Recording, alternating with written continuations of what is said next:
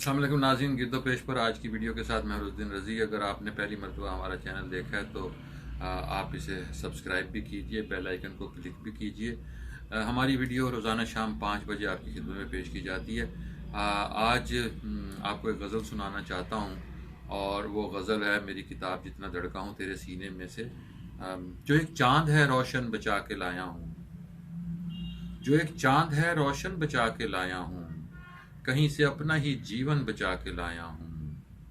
जो एक चाँद है रोशन बचा के लाया हूँ, कहीं से अपना ही जीवन बचा के लाया हूँ।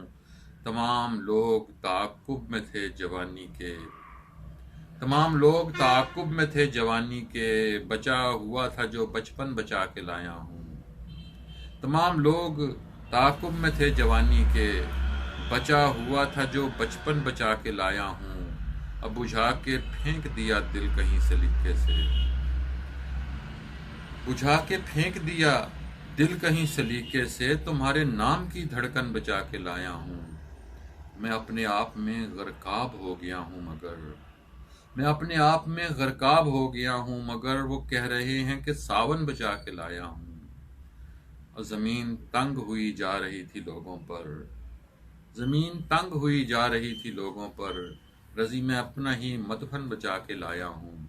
जो एक चाँद है रोशन बचा के लाया हूँ, कहीं से अपना ही जीवन बचा के लाया हूँ।